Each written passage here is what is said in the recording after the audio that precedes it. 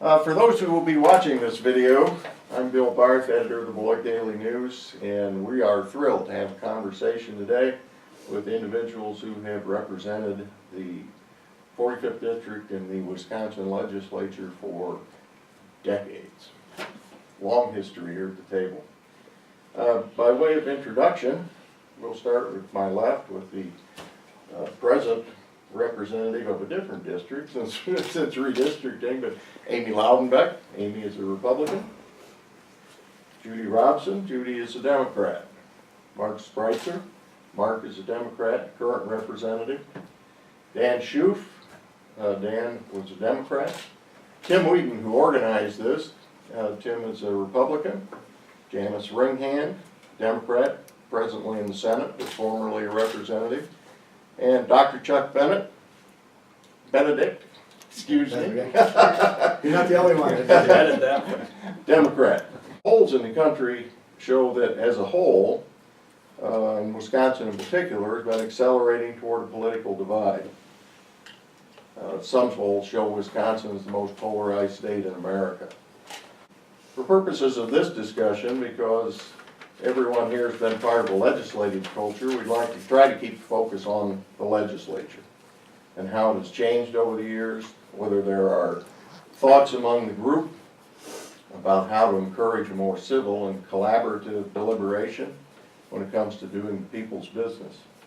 To do so, I will ask that we do our best not to bog down too much in the partisan wars of the moment or the personalities holding office today, but rather let's talk about how we got from where we were to where we are, whether in your experience you have thoughts about how we might narrow the partisan divide and work together better. So to start, question, are we too divided? Is it possible to bridge the gap? Or do you think maybe this division is what the people actually want from government?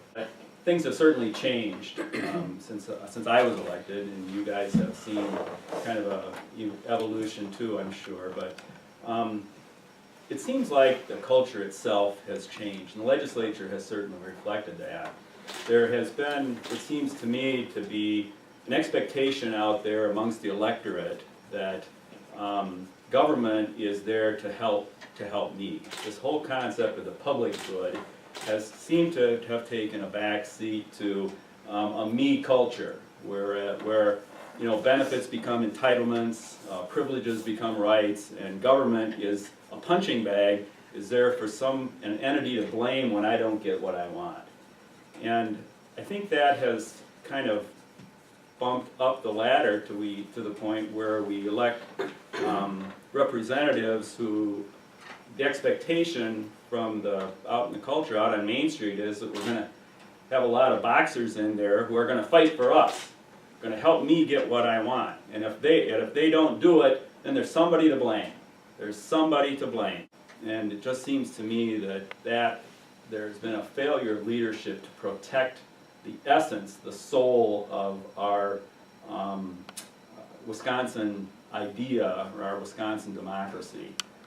And I think that's a shame. And how that gets resolved or how that plays out, I guess I'll leave to the rest of you as to how to fix that. I mean, I think there's some truth to that in terms of what the electorate is looking for, what we hear when we're running for office, and in terms of the institutions and some of that institutional culture. I mean, one of the things that I really noticed is that the current assembly is, I think, over half people who are either in their first or second term.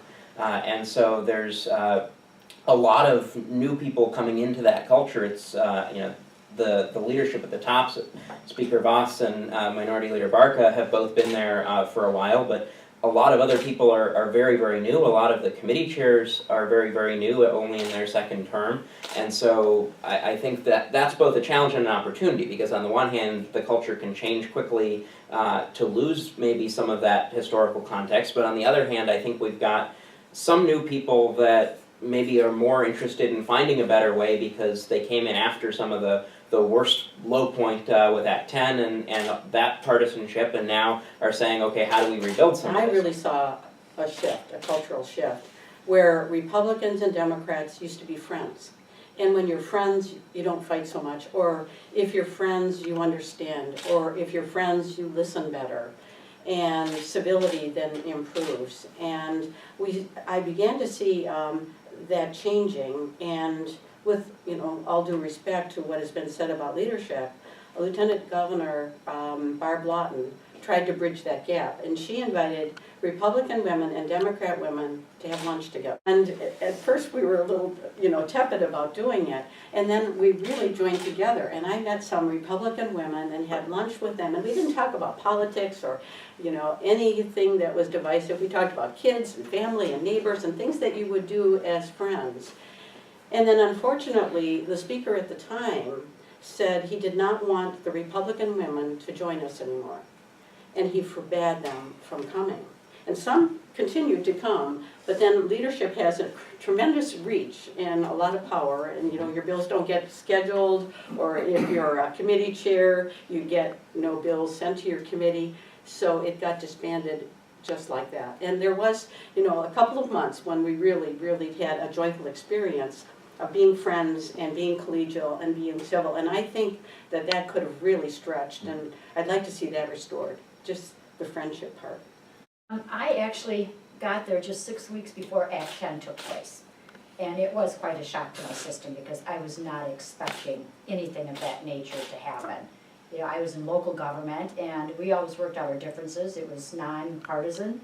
We always just had to get the job done, so I was used to working together with people, talking it out and getting to the end result. And when Act 10 came along, it quite frankly upset everybody, and it really set a new trend where people across the aisle didn't speak to each other. And that was foreign to me and disturbing. It still is. But it seems to have calmed down for the most part, and I find, especially now in the Senate, that people do reach across the aisle more and speak. And like Judy mentioned, that friendship building really does make a difference. You're a little more reluctant to be nasty to someone that you're friends with.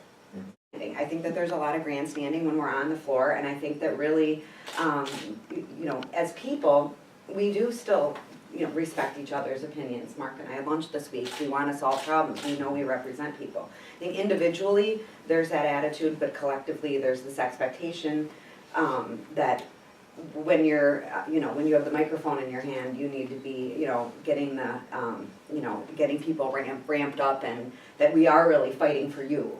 And we are, but we don't need to fight. We can work together. When we say the media now, it's so different. Even when I left the assembly 10 years ago, and YouTube was barely invented. There was no Twitter or tweets or whatever the kids call it nowadays. iPhones. Yeah, but all joking aside, it's just this constant, what's going on right now, and then you almost, I don't think you saw people as much, even 10 years ago, sort of stand up and deliver these sort of kind of sound bites in a way that people didn't seem to talk in that way. There would be the press. There would be one press release. Judy and I would do. It just was. It was the pace was so different, and that's part of culture now, not just politics. To be everything 24/7, and we used to call it the 24-hour news cycle, but it really wasn't for local legislators. Chuck, we haven't heard from you yet. You haven't called on me yet. I've been interested in, and it leads me to some optimism, because I think things have gotten, at least from my point of view, rather partisan and not particularly friendly up in Madison, and I think that may be one of the problems with, one-party rule, where they have everything, they feel very enabled. But at least early in this term, I hear discussion that people want to try to work together. Let's see what happens, after a few months, and after the budget is gone. I think that's room for some optimism. We have divisions in Madison, we have divisions in Washington, we have divisions on Main Street, we have divisions in everybody's neighborhood. For those of you who are currently serving, and those of you who are the emeritite, recovering politicians,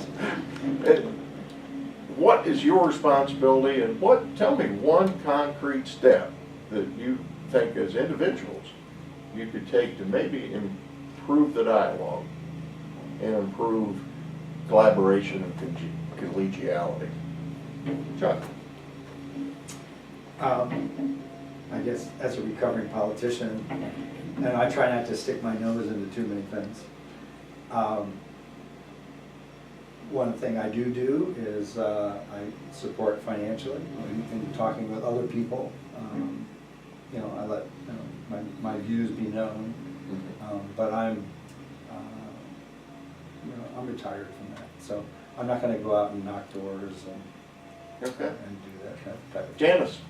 Well, I am very open-minded, I always have been, and I've always given people my time if they ask for it. It doesn't matter which party it is. Just last week, my colleague and I went to visit someone in district who we know is not supportive of Democratic candidates, that he had a business issue he wanted us to be aware of. So I went and sat down and talked to him. And the word gets out that you're approachable. And I think that's very important. I have kind of directed my efforts more toward the bigger picture, which is try to align with social service and religious groups that have tried to address this, what I see as a crisis in people's lives that makes them angry. There's this dissatisfaction out there that, as we've talked, has kind of bumped up into the legislative process. And I think until you address some of the root causes, and some of that might just be communicating, as Janice said, just having somebody to listen to.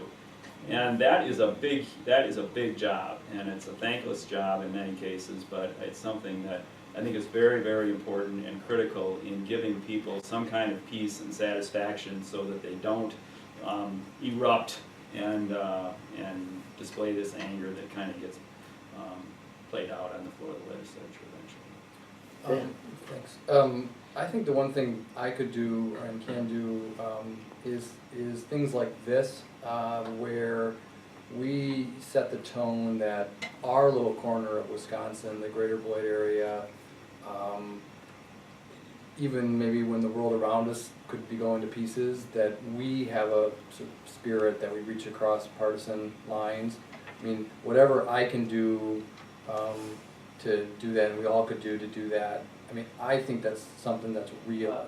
Well, as a new legislator, what I'm trying to do is reach out to as many of the Republicans, and especially the new Republicans, as I can, and have coffee, have a meeting in the office, start getting to know people, and bring in some of that social piece. And for me, I'm starting a lot of that with, there's a real group of under 30s. I'm 28, and there are a number of people that age on the Republican side that just came in as well, and saying maybe that's a place to start, that we can socialize a little bit and talk about issues that we might have overlap on. Okay. Well, I've always believed that democracy is not a spectator sport, and I've been working through the League of Women Voters to get people to vote, and if they are voters, to make them more educated and more informed, because I think it all works better. And I've also been a mentor for the Wisconsin Women's Network Policy Institute, and what we're doing is educating basically women on the legislative process and how to become grassroots lobbyists and how to become advocates for elderly women's issues. So we teach them everything from how a bill becomes a law to how to testify before Joint Finance, how to write a bill, and also how to use the media to advocate for their What bills. I'm trying to do more of is really getting people more involved in the process. I mean, I studied political science with one of my majors in college. The process is fascinating. People come in and the committee process. I remember Tim Weed and I was telling him about my first bill when I got the Development Opportunity Zone. I said, well, it passed, I got it out of committee in the Senate and the Assembly, and he said, well, doesn't it have to go to Finance? And I said, I don't know. And I thought I knew all the answers, and it did. Last Sunday, I went up to Madison and spoke to Girl Scout Leadership Council. They're young women from around the state that come in and they're in this leadership program. And that's what we talked about a lot of the process. And it might not be exciting, but it is important. And Well, I'd like to close this by saying it's a historic moment with all 7 of you here. Thank you all for your service. I think you all gave the people your best, and that's what counts. On behalf of the Beloit Daily News, we're glad to be able to hopefully present this video. A lot of people will watch it. Good day. Thanks. Thank you. Thank you.